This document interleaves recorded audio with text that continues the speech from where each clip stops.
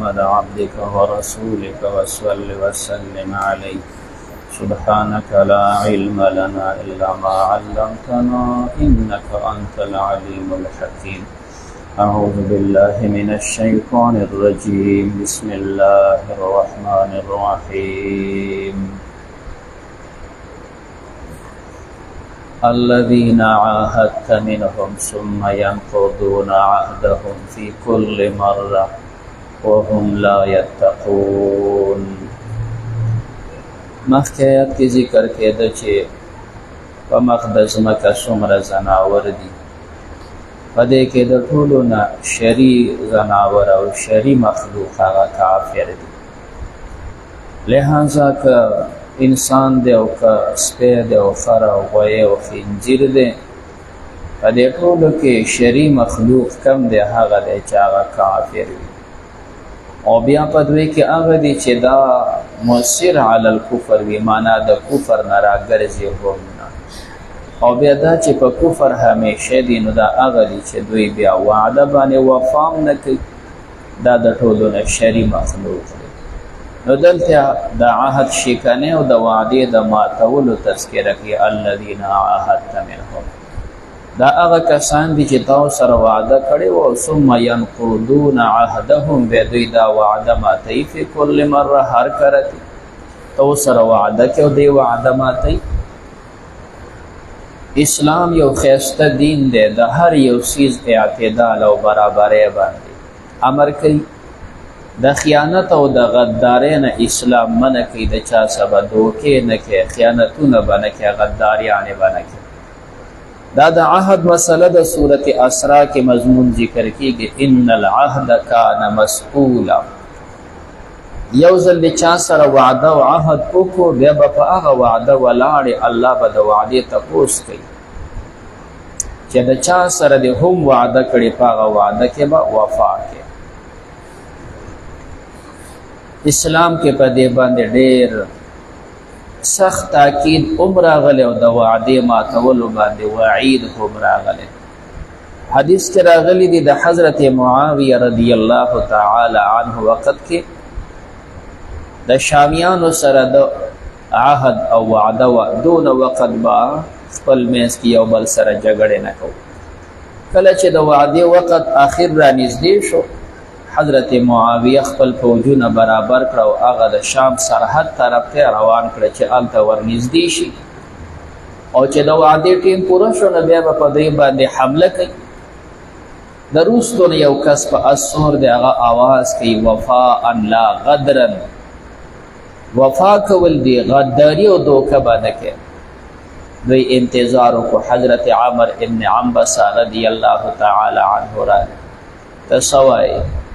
ورته وی د پیغمبر علیه الصلاة والسلام نه مې اورېدلی دي چې څوک د چا سره عهد او وعده وکړي، بیا به دغه وعده کې د ځان نه ګوتې نه وی، نه به مضبوطې او نه به سپړې، بس هغه شانتې چې تا کوم وعده کړې په هغې به ولاړې. نو چې هر کله وعده کې مخکېوالی رستوالی به نه کوې، په هغې به کلک ولاړې. نو چونکې اگر چې دا ستا فوجونه سرحد ته بوتلل، دا عهد او وعده ماتول نه دي، خو بیا هم دا چې ته روان یې، نو ظاهري داسې ده چې ستا سره وعده ده او بیا هم ته فوجونه خو روان کړي دي. اگر چې په دار اسلام کې روان دي، خو دا هم هغه صورتا یو قسم عهد شکني نشي. معاویه سه خپل فوجونه ودرول. مثال ته د دې ځای نه فوجونه روان دي د چین سرحد ته او د انډیا او د بل سرحد ته، نو دا خو پاکستان دی، ته پکې روان دي. خو دا نفس تلل صورتا یو قسم د وعدې خلاف معلومیږي. نو د دې نه منع کنه ده چې کوم یو سړی غداري کوي، نو حدیث کې دا راغلی دي د هر غدار دپاره به جنډه قیمت کې ولګولی شي. چې څومره د ده غداري ده، عمره به د هغه دپاره جنډه ولګولی شي. د ټولو نه لوی غدار هغه امام اعظم دی، کوم چې د مسلمانانو د ټولو امیر او مشر دی او د غداري کړي وي، نو دا غټ غدار دی. نو د هغې جنډه به هم د ټولو نه غټوي. چې د چا سره غداري راغلی، مثال دا خو د مسلمانانو امیر دی، د مسلمانانو چې څومره حکومت دی، د غوندو سره غداری کړي، دونه جنډه د غداري ورکړی شي چې دا تمام د مسلمانانو ملکی اینی تماشا ولکوي. دا زمونږ د هغه صدر صاحب د غدارۍ جنډه ده. همداسې هر یو که څوک د ملک دی او که څوک د صوبې دی او که څوک د ضلعې مشر دی، نو غداریانې به نه کوي. اسلام کې همیشه دپاره وفایي، وعدې ماتول او غداریانې دا د غیر مسلمو کار دی. پیغمبر علیه السلام چې څومره وعدې کړي دي نو چرته هم وعده کې خلاف نه دی کړی. مدینه منورې ته چې پیغمبر علیه السلام راغلی نو بعضې حضراتو خو ایمان راوړو، آس پاس یهودیان آباد دي، هغوی خو ایمان را نه وړو زیات. څه په دې انصارو چې کوم خزرجیان دي اوسیان دي په دوی کوم ایمان را نه وړو، او څه داسې و چې په خولې باندې کلمه ووایي خو په اړه کې خو ایمان نه و، منافقان. نبی کریم علیه السلام د مصلحت نه او د مدینې د حفاظت په بنیاد باندې د دې ټولو فریقو سره یو عهد وکړو. داسې به وکړو که څوک ایمان راوړي او که نه راوړي، خو د مدینې باشنده خو یې اوسېږي، د مدینې حفاظت به غونډ په شریکه کوو. او دویمه دا ده چې تاسو څوک په تاسو حمله کوي نو موږ به د مخالفینو سره نه ودرېږو، په موږ څوک حمله کوي تاسو به د مخالفینو سره امداد نه کوئ. دا وعده وشو. مثال په دې کلي کې ته اوسېږي نو په دې کې به مسلمانې وي، په دې کې به هندو وي، په دې کې به سیک هم وي، په دې کې به هره طبقه خلک وي، خو د کلي باشنده خو یې که نو د دې کلي حفاظت دا په غونډو فرض دی. ته هم باشنده نن چې کوم دی ستا په دې ګاونډي باندې که هندو دی او غله راشي او هغه خټه کوي او ته ورته ګورې نو سبا د هغه پته نه شي درته، خو هغه هندو بیا ستا تماشه کوي که نه. نو د کلي علاقې اصول دی چې دا غونډ به یو موټی بیا د دوی ژوند د خیر وي. نبی علیه السلام هم داسې وکړو. بیا دې خلکو مختلفې غداریانې کړي دي. کله چې د بدر جنګ وشو نو دوی ته د اسلام حقانیت معلوم شي، بیا هم دوی پټ پټ ورانی کول. د احد نه بعد دوی بیا ډېر ورانی شروع کړه چې ظاهر لږ مسلمانانو ته تکلیف ورسېده، دوی د مخالفینو سره رازونه دا شروع کړه. نبی کریم علیه السلام دوی بار بار پویه کړي دي، خو بیا به هم دوی غداریانې کولې. نو چې کله بیا غداري بالکل کله ښکاره شوله نو او هغوی به هم ومنل چې دا مونږ کړي دي، بیا به نبی علیه الصلاة والسلام محاصره کړه. تاسو خو واده کړی ولې غداریانې کوئ؟ نو داسې بنو قینقاع ورانی کړي دي، بیا بنو نذیر ورانی وکړه، بیا بنو قریظه په جنګ احزاب کې ورانی وکړه. نو دا بار بار وعدې ماتول دي. نو الله فرمایي چې دوی دا وعده ماتوي فی کل مره هر کرتې وهم لا یتقون، او دوی ځان نه ساتي د دې وعدې د وفا، چې وعدې ماتولو نه ځان وساتي او په وعدې باندې وفا وکړي. نو چې نه سمیږي فإما تثقفنهم، پس کتا دوی بیا موندل فی الحرب په جګړه کې، ستا مقابل کې ودرېدل جنګ کرال، نو الله پیغمبر ته فرمایي داسې سخته سزا ولا ورکا. فشرد بهم، شر د تشرید عربی کې وی تفریق تا بیلولو تا. نو چې دوی وعده باندې وفا نه کوي، ستا مقابله کې ولاړ دي، نو داسې بیل کا تس نسې کا. نو معنا لازمی دی شرد بهم، په دې باندې وتښتوه من خلفهم، هغه چې رسل د دوی نه دي، داسې سزا ورکړه چې دا رستونی بیل شي او ستا مخې ته نه راځي، بیا داسې قتل کړه. همداسې نبی کریم علیه السلام بیا کړي دي. بنو قینقاع دوی غداري وکړه، یوه مسلمانه ښځه وه د هغه بې حرمتي وکړه. هغه چغې کړې ای مسلمانانو زما یې بېعزتي وکړه. یو مسلمان را ودنګل او د هغه چا چې له بېعزتي کړې وه زرګر، هغه په دې کفرې ویشتو مړې کړ. دا نور پسې راپاسې د بنو قینقاع مسلمانې قتل کړ. څه د مسلمان په سر ودرېده، څه د یهودیانو شر جوړ شو. پیغمبر علیه السلام خبر شو، پسې راووتو. تاسو سره خو زموږ وعده وه، بیا تاسو ولې د یو مسلمانې بېعزتي وکړه؟ دی وتښتېدل او ځان پسې دروازې د قلاوونو بندې کړې. نبي علیه السلام 15 ورځې دوی محاصره کړه. راوځئ خبرې ته غوږ کېږدئ چې کوم دی، زما خو تاسو سره وعده وه، نو ولې وعده تاسو ماته کړه؟ عبد الله ابن ابی منافق راله پیغمبر علیه الصلاۃ والسلام گریوان نه ونیو دا زما حلیفان دي دوی ته بسوای نه پرېږي د وچی وځي نبی علیہ السلام لاس ته گریوان نه اخوا کا بعضی مسلمانانو جی اجازه وکړه چې دې پسې ملي کوي نه کلمه ویل د بیا په دنیا خلک وی پیغمبر خپل کلمه گو ملګری وځي خو ته پته و چې منافق دی خو سی وته ونه بس ټیک دله دا غون بنو قینقاع ماتا پرو خلک سو سره کې د ټولي جلا وطن کا نبی علیہ السلام تصونه بنو نذیر داسې غداریان او کړه غیم دغه سنت وشول بیا احزاب کې چې لوی غداریان بنو قریظه کړی دي نو پدې داسې عملو کو چې دا څومره دا وی نوجوانانو غونډه ولا قتل کړ الله وی داسې سزا ورکړه چې شر د رستنی و تختی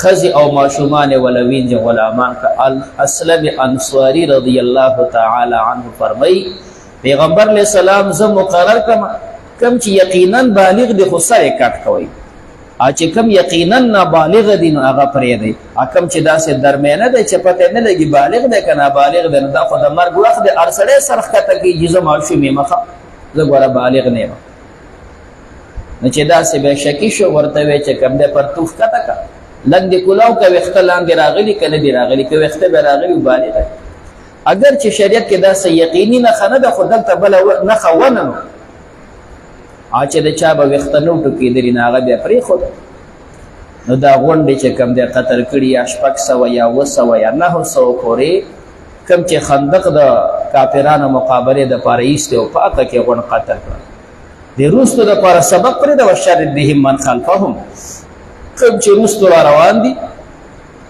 لعلهم دې دپاره یذکرون چې دوی نصیحت قبول کړي وَإِمَّا تَخَافَنَّ وَكَتَ يَرِيگِ مِنْ قَوْمٍ دِ یو قوم نه خیانتن د خیانت کولو فَانْبِذْ إِلَيْهِمْ اغرزوا ویتا وعده علی سواء برابر تاو سره وعده کړي وخو لیکن اوس ته پوهېږي چې دا خلک په دې وعده وفا نه کوي او سرواني کوي نه چې وراني کوي بس خبر ورکړه وعده ختمه شوله ښه وَإِمَّا تَخَافَنَّ دلته مراد یقین دی چې ستا یقین وي چې دا سړی غداري کوي په وعده وفا نه دی وجه دا ده چې تا وعده وکړه نو وعده خو یقیني ده دا خوب خو یو ګماني خبر ده په ګمان یقین نه ختمېږي نو مراد دلته یقین دی چې ستا یقین وي د خلکو سره خو وعده مو کړې ده خو ګوره دی په وعده ولاړ نه دي نو چې نه دي فانبذ الیهم وګرځوه ورته علی سواء من سواء بیننا و بینکم زمونږ ستاسو په منځ کې به خبره برابري په دې به تاسو هم خبرې موږ به هم خبرې چې لا عهد منځ کې وعده نشته خبرې کوي خو ته به پټې غداریانې نه کوې مسلمان داسې تعلیم دی چې هغې غداري کول هم بې خبر که تاسو هم خبر موږ هم خبر بس وعده ختمه او کله داسې وي چې یو سړی په ښکاره باندې هغه خلاف کړی هغه ته پته ده مني چې ما وعده ماته کړې ده چې هغې مني چې ما وعده ماته کړې بیا خبرولو ته ضرورت هم نشته هغې هسې مني څنګه چې په مکې والاو کړي پیغمبر علیه السلام د مکې والاو سره وعده کړې وه هغوی وعده ماته کړه بیا په خپله منل چې موږ وعده ماته کړې نو راغله عذر دپاره پیغمبر علیه صلات وسلام ته نبي علیه السلام پسې کس ولېږي وعده ماته کړې ده زموږ سړي موجلي د هغوی دیت ورکوي دوی په خندا او په ګپ واغسته زمړه خپل کار کوه واپس استاذ رالی چې خو داسې وایي ټیک ته وایي بیا یې سوچو کوئی دا خو موږ غلط کار وکړو وعده مو ماته کړې ده هغه استازی راورېږو استازي سره څوک داسې خبرې کوي ابو سفیان ته ویې شابه ځان رسوه مدینې ته بیا ورسره وعده وکړه هغه رالی ډېر منتونه وکړو یو ته سوالزاري بل ته سوالزاري یاره چې دا وعده بیا کړو پیغمبر علیه السلام ورته ویل نه وعده مې د سره کړې وه وعده مو ماته کړه بیا هم په هغه وعده ولاړې خو د اصولو برابر زما سړي موجلي دیت ورکړي دیت ورکړي په وعده اوس هم ولاړ یم خو چې دیت نه ورکوئ نو وعده ماته شوې ده بس تاسو خپل کار کوئ به خپل کوئ بیا نبی علیه السلام خپل پوجونه پسې ویستي دي دوباره اعلان ته ضرورت ځکه نشته چې هغوی مني چې موږ وعده ماته کړې ده نو بیا پیغمبر علیه صلات وسلام سوال وکړو الله زما په دې حال باندې د مکې والا خبر مکې بس چې دوی خبرېږي چې زه بیا رسېدلی یم اوس که خبر شي خو بیا به مخې ته ولاړي او نبی علیه السلام نه غوښتل چې د مکې والا او مکه خرابه شي دی نه غوښتل. دا د حرم پاکه ځمکه ده. نو ځکه نبي علیه السلام هلته ورسېدو. د شپې چې کوم دی نبي علیه السلام اډر وکړو 10,000 کسان ورسره دي ورته ویې اور بل کړي او چې څوک څومره ډېر اورونه بلولی شي. نو اوس یو کس 2 ځای اور بل کړي، یعنې یو کس 2 ځای اور بل کړي، نو چې 10,000 کسان شي نو څو ډولونه 20,000 اورونه شول. او چې 3 ځای بل کړي نو 30,000 اورونه شو. نو چې په دې بیابان کې 20,000 او 13,000 چې کوم دی د اور غرغنډې خېږي، دا به څنګه؟ نو ابو سفیان بهر راوتی دی، ابو جهل بهر راوتی دی، کلي ملکان دي بهر څارنه کوي چېرې د خپلې علاقې اطراف ګوري. ویې کته چې هلکه دا څنګه چل دی، په دې بیابان کې دا څنګه قافله ده؟ قافلې والا خو ځي اور به یې خو یو 2-3 ځای 15 ځای بلکې دا خو ټول اسمان ځمکې ته راکوم شوی دی. ولاړ دی او تماشه کوي تر دې پورې الله خبر پټ وساته. دې سره خبر هم نه دی چې لا پیغمبر راغلی دی، ځکه چې دی خبر خو به یې تیاری کوو. نو پیغمبر سوال وکړو چې الله زما د پروګرام نه دی خبر نشي. نو بس خبر نه شول. بیا حضرت عباس چې کوم دی په خاچر سور شو راغلی، که پیغمبر علیه السلام په همدې حالت سبا مکې ته ننوځي، لازمي ده چې هغه خو به مخې ته راوځي، او چې راوځي هغې خو خبر دي نه. او نبي علیه السلام خو مسلح روان دی د خپل فوج سره، او هغې به داسې په کوڅو کې مقابلې ته ولاړې، نو خامخا به قتلېږي. نه چې قتلېږي مکه به غونډه قتل شي. نو په پټه باندې راوباته. دلته بودیل دی او ابو سفیان ولاړ دي خبرې کوي چې دا لا څوک راغله او دا دې څوک چې دا اور یې بل کړی دی، دا دونه ډېر اورونه. عباس صاحب ولا خبرې واورېدلې. ابو حنظله هغه چې هغه هم له خبرې وپېژندلې. ابوالفضل ته دا اورونه ورته ویې برباد شوي، راشي پیغمبر راغلی معافي وغواړئ. نو بیا د شپې ځان سره بوت او بیا چې کوم دی اعزازات هم ورته میلو شول. نو بهر کیفه دا یقین وي چې وعده ماتوي نو خبرې کا، او که یقینا هغوی ته پته چې وعده ماته کړې ده بیا ستا خبرول ته ضرورت نشته. دلته نبي علیه السلام هغوی پسې جواب نه لېږلی چې ګینې وعده ختمه شوه، هغې تاسې هم پته وه چې وعده ختمه شوې ده. فانبذ الیهم وغورځوه دوی ته علی سوا برابر. ان الله بشک الله پاک لا يحب الخائنین، نه خوښوي خیانتګر. لږ خیانت وي او که ډېر خیانت وي. یعلم خائنة الاعین وما تخفي الصدور. کم انسان چې په دې سترګو کې خیانت کوي، اشارې کې ناروا، ګورې ناروا، الله وایي په دې خیانت دې هم پوهېږم. لکه دي چې کوم دی کاږه خیالات دي وایي په دې هم پوهېږم. دا ورکوټي خیانتونه د دې نه علاوه که د لاس دي او که بل دي او که د ملکونو دي، الله دا خاینین نه خوښوي. الذين دا هغه کسان دي عاهدت منهم چې تا ورسره وعده کړې وه، ثم ينقضون عهدهم، بیا دوی ماتوي خپله وعده فی کل مرة هر کرت، وهم لا یتقون، او دوی ځان نه ساتي د وعدې د ماتولو نه. فاما تثقفنهم، پس کتا دوی بیا موندل فی الحرب په جګړه کې، فشرد بهم، په دې باندې بیل کا من خلفهم، هغه چې وروسته د دوی نه دي، دې بچو ته سبق ورکا، لعلهم دې دپاره یذکرون چې دوی نصیحت قبول کړي. فاما تخافن، او که ته یریږې من قوم د یو قوم نه خیانتا د خیانت کولو، فانبذ الیهم وغورځوه دوی ته وعده علی سوا په برابرتیا، چې موږ تاسو برابر یو په دې خبر. ان الله بشک الله پاک لا يحب الخائنین، نه خوښوي خیانتګر. الله تعالی رضا شي زموږ ویله ورته رضا راکړه ژوند زندګي آمین اخر خاتمه زموږ په ایمان کې. صلی الله تعالی علی خیر